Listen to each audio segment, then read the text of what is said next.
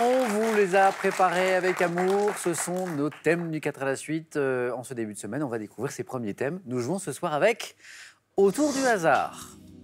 Héroïne des séries télé françaises. Mensonge et hypocrisie en littérature. Ou notre fameux thème mystère, bien sûr, qu'on choisit quand on n'est pas trop inspiré par le reste. Philippe, notre champion, va choisir en premier. Je vais tenter ma chance avec le hasard. Ah ah, venez Philippe.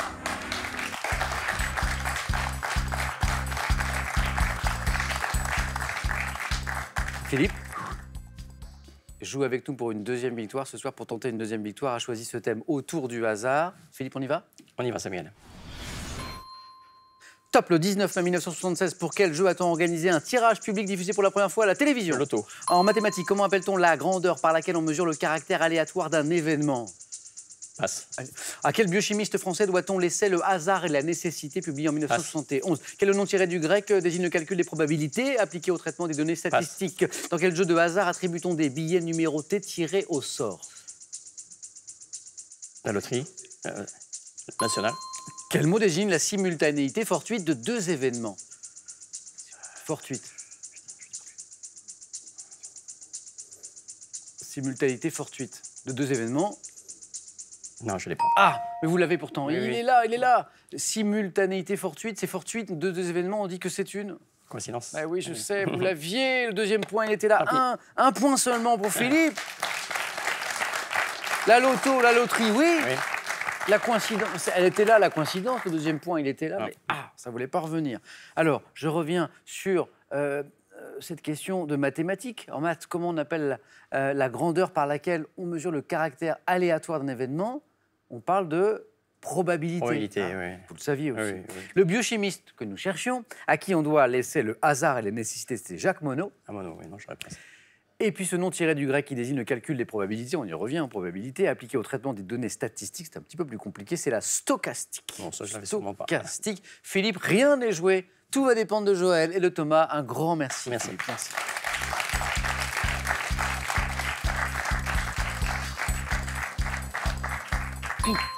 On ne sait jamais ce qui se cache derrière un thème, hein. C'est vrai, c'est pas facile, Philippe. Joël, à vous de choisir.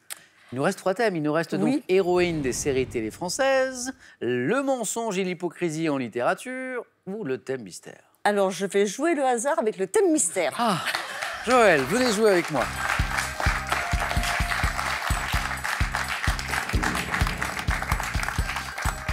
Joël, Oui. on joue ce thème mystère. C'est le musée Grévin Oui. et ses personnalités. Oui. C'est pas mal. Je ne l'ai pas visité, mais Non. bon, on va essayer de faire avec. En plus, ça change régulièrement, Oui. hein, vous savez, le musée Grévin. Joël, on joue? On va essayer. Donc, avec ce musée Grévin et ses personnalités. Prête? Oui, prête. Top, depuis 2016, quel animateur franco-grec, co-présentateur de l'émission 50 minutes Nico Inside? Saliagas. En 2003, quelle championne devient la deuxième joueuse de tennis française de l'histoire à faire son entrée au Grévin? Marion Bartoli. En 2006, lors de la cérémonie marquant son entrée au Grévin, quel comédien récitait la fable de La Fontaine, la tortue? Lucchini. Fin 2007, quelle chanteuse inaugure son double de cire, peu après la sortie de son 3e album studio intitulé Lunatique, chanteuse? Zaz.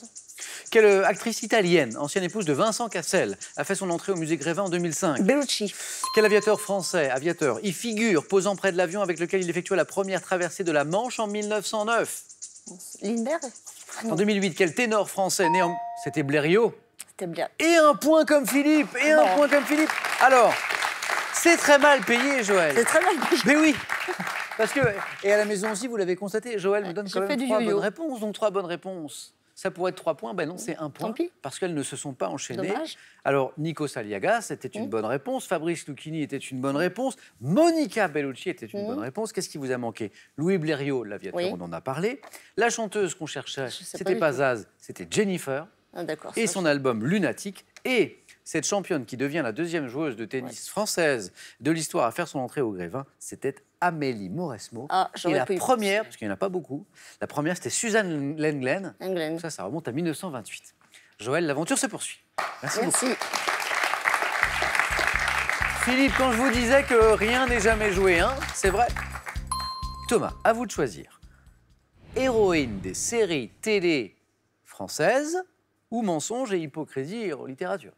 Alors, je vais rester sur les séries françaises. C'est- Héroïnes des séries télé C'est françaises. parti, venez Thomas.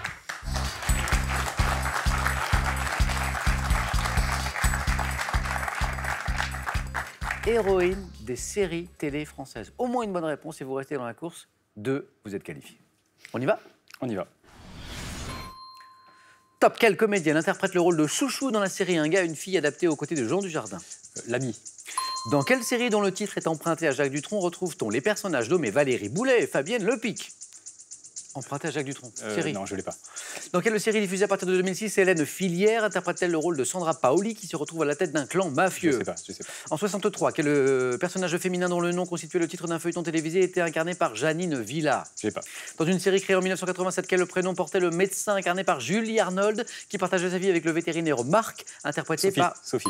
Donc 84 à 88, dans quelle série Daniel Evenou a-t-elle interprété une contractuelle nommée Marie Lorieux? Marie Pervenche. Dans la série... Oh, alors là, il était sur le fil. Hein.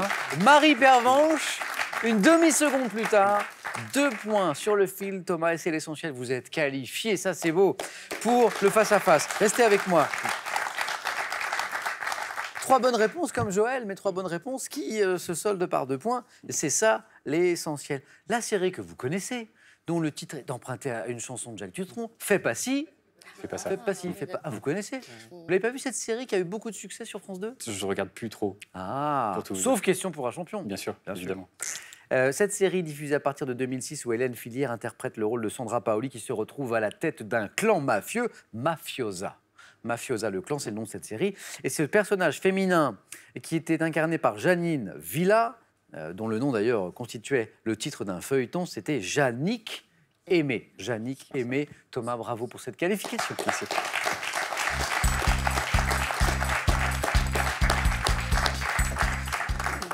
Philippe, Joël, je vais devoir vous départager pour savoir qui va affronter Thomas dans un instant. Vos scores retombent à 0. Le premier, la première qui arrive à 2 points avec ces questions, eh bien, se qualifie. Regardez. Que suis-je? Partie d'un végétal dont le nom vient du latin signifiant colonne funéraire. Je peux être traité avec de la bouillie bordelaise en cas de maladie. Philippe, tronc. le tronc, non. Pied de vigne. Donc, Le cep. le cèpe, ben oui, pied de vigne, le cèpe, très bien. 1 point pour Joël, attention. Regardez. Que suis-je? Art né en Chine, apparu en Europe au Moyen-Âge, où j'étais pratiqué dans les monastères. Je suis réalisé en appliquant de l'encre au pinceau ou à la plume. Philippe La calligraphie. est une bonne réponse. 1 partout. Tout va peut-être se jouer sur cette question, Joël, Philippe. Regardez. Que suis-je? Film américain de William Friedkin, sorti en 1974. Je mets en 7. Philippe. L'exorciste. Exactement, c'est l'exorciste. Ah, bien joué, Philippe, notre champion, qui va disputer un nouveau face-à-face. Joël, pas de regret parce que vous êtes Tant bien pis. battu ce soir. Un grand merci, bon retour à Villeurbanne. Ben, merci, Et on a un cadeau pour vous, Joël. Le voici. c'est sympathique. Facile de briller avec les nouveaux bijoutiers et leurs 170 bijouteries en France. Pour la Saint-Valentin, nous avons le plaisir de vous offrir cette montre homme et cette montre femme Pierre Lanier.